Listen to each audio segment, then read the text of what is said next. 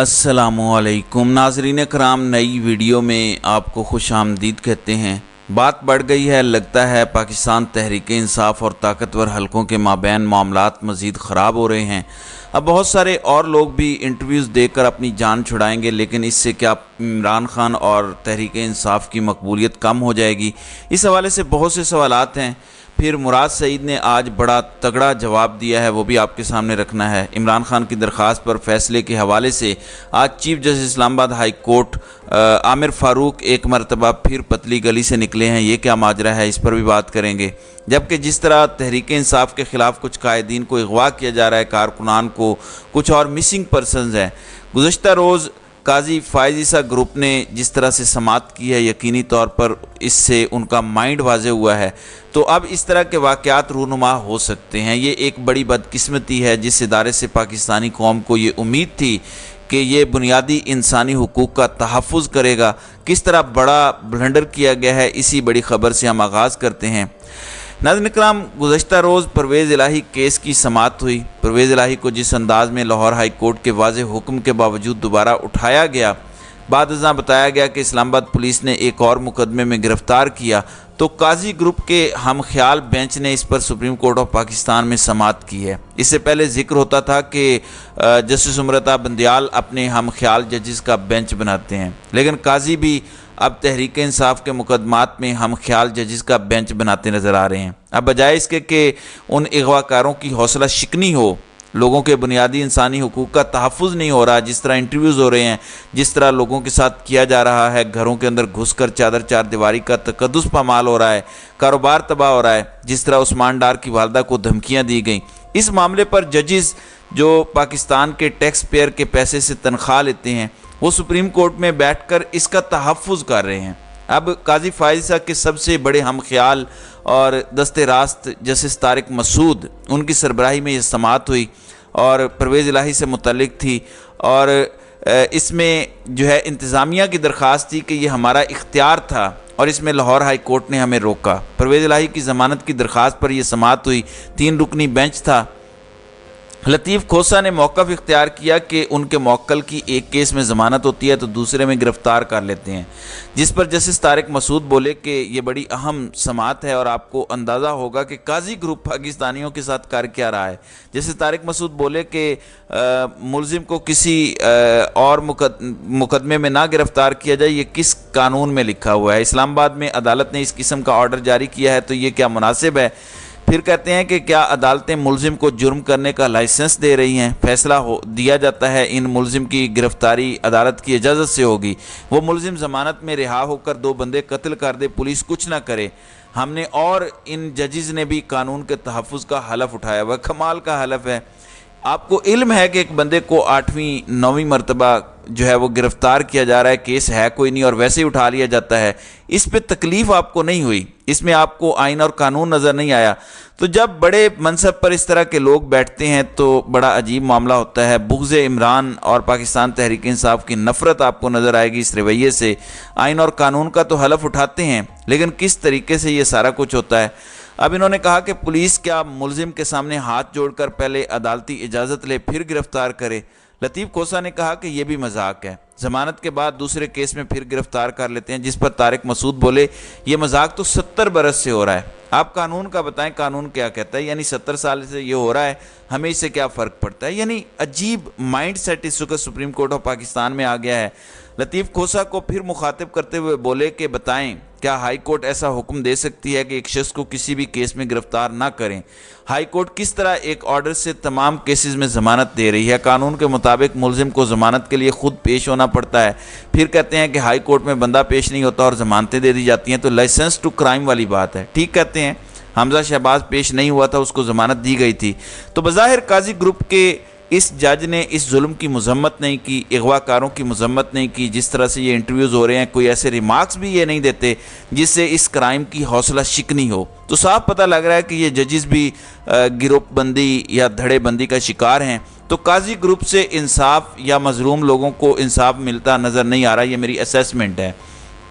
दूसरी जानिब chief justice اسلام آباد ہائی کورٹ آپ کو علم ہے وہ بھی بڑے زبردست طریقے سے کھیل رہے ہیں۔ عمران خان اور تحریک انصاف کے خلاف کارروائیوں سے پہلے پوری ایک فیلڈنگ سیٹ کی گئی ہے تاکہ کوئی کہیں پہ پرابلم نہ ہو۔ اب ایک معاملہ ہے سائفر کیس کا جیل کے اندر ٹرائل کرنے کا، اس کو چیلنج کیا گیا، اور دوسرا کہا گیا کہ جج میرٹ پر نہیں ہے، وہ کوالیفائی نہیں کرتے کہ وہ اس کیس کو سماعت کریں۔ ان دو درخواستوں پر سماعت ہوئی، فیصلہ محفوظ ہوا، جج عامر فاروق فیصلہ سناتے نہیں، ٹرائل بھی شروع ہو چکا ہے۔ یعنی جس میں تحریک انصاف کا فائدہ ہو، عمران خان کا فائدہ ہو، وہ کچھوے کی رفتار سے چلتے ہیں، اور جس میں نقصان ہو وہاں پر خرگوش کی سپیڈ لگا لیتے ہیں۔ آج اسلام آباد ہائی کورٹ نے 2 سے 3 روز میں کیس کا فیصلہ سنانے کا اندیہ دیا، اور 2-3 دن کے اندیے کا مطلب کم از کم 7 دن ہے۔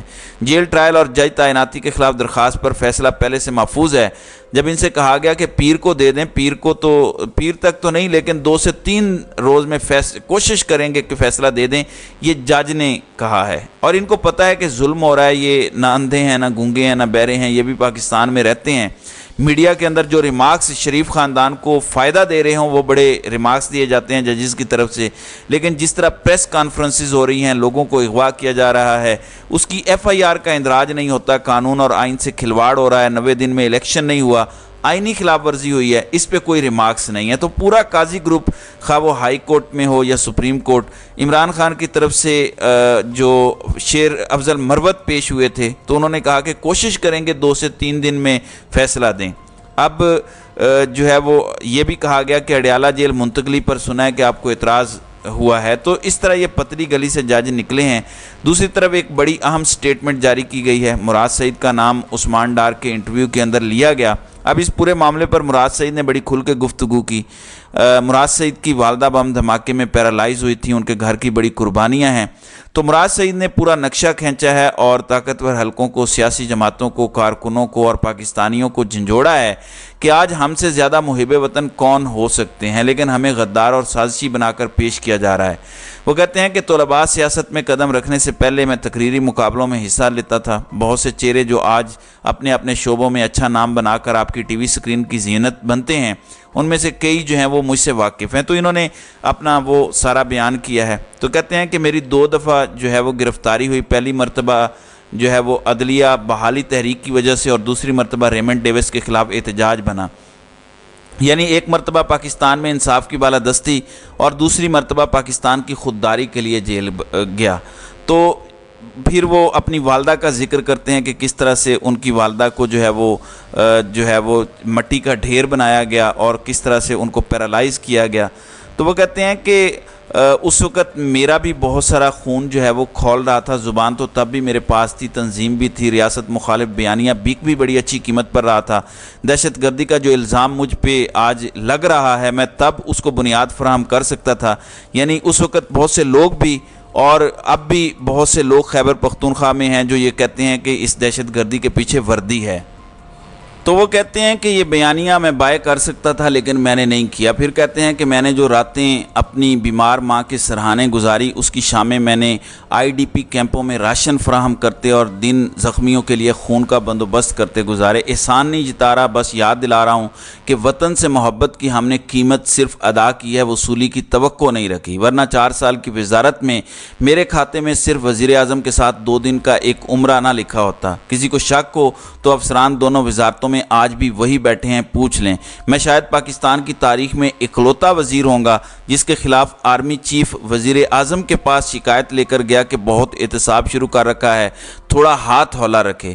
میں نے تو وزارت بھی ایسے چلائی جیسے کوئی فوجی اپنے ملک کے لیے جنگ میں مورچہ سنبھالتا ہے۔ آج اگر کسی فرد نے خود کو ریاست سمجھ لیا ہے اور خود کو آئین اور قانون سے بالاتر قرار دے کر ملک کی 25 کروڑ عوام کی غیرت کی بولی لگا کے آیا ہے تو میں اس کو اپنی زندگی کی قیمت پر بھی غلط کہوں گا۔ پھر کہتے ہیں کہ آج اگر 2-4 غنڈے اونچی کرسیوں پر بیٹھ کر خود کو خدا سمجھ بیٹھے ہیں اور لوگوں کی زندگی اور موت کے فیصلے کر رہے ہیں تو میں تو اس کی خدائی کے خلاف علم بلند کروں گا۔ آج اگر کسی وطن فروش کی انا کی تسکین کے لیے میرے ہم وطنوں کے لیے زمین تنگ کی جا رہی ہے، حب الوطنوں کو قید اور قتل کیا جا رہا ہے، تو مجھ سے تسلیم کی توقع عبث ہے۔ ہاں اگر بات ریاست پاکستان کی ہو رہی ہے تو مجھے یہ لفظوں میں ثابت کرنے کی ضرورت نہیں ہے کہ میرا ملک، میرے لوگ میرے لیے اپنی جان سے بڑھ کر ہیں۔ میں نے جب سے وفاداری کا حلف نہیں اٹھایا تھا تب بھی میں نے اپنی سسکتی ماں کے سرہانے سے اٹھ کر اس کے زخموں پر پھائے رکھے ہیں۔ میرے کاندھے پر جب ان کی حمیت کا بار نہیں تھا میں نے تب بھی ان کی غیرت کے لیے صعوبتیں جھیلی ہیں۔ آج تمہارا سودا نہیں بک رہا تو مجھے دشمن ملک ممالک کی ایجنسیوں سے جوڑ رہے ہو۔ میں نے راہ کی ایجنٹی کرنی ہوتی تو این ڈی ایس کے ٹاؤٹ مجھے 8 سال سے گالیاں نہ دے رہے ہوتے۔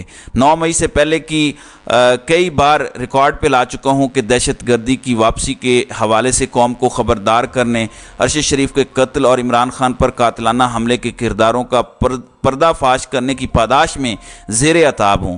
9 مئی کو تو 5 ماہ ہونے کو ہیں، لیکن میں تو 1.5 سال سے دربدر ہوں، کیونکہ میرے جرائم کی فہرست میں پاکستانی قوم کے پیسے کا احتساب، عمران خان سے وفاداری اور پاکستان کی خودداری کا سودا کرنے والوں سے سوال کرنے کا جرم 9 مئی سے پہلے سے شامل تھا۔ آج اگر تم ہر بے کس مجبور کی کنپھٹی پہ بندوق رکھ کے میرا نام کہلوا رہے ہو، آج اگر تم باپوں کو اپنی اولاد کے انجام کی فکر دلا کر مجھ پر الزام لگوا رہے ہو، تو میں تو پہلے کہہ چکا ہوں کہ تمہیں صرف یہ سر چاہیے، باقی سب تو بہانے ہیں جن کے لیے تم اپنے ٹاؤٹس کو کہانیاں تو رٹوا دیتے ہو مگر ان میں مطابقت تمہیں یاد رکھنا یاد نہیں رہتا۔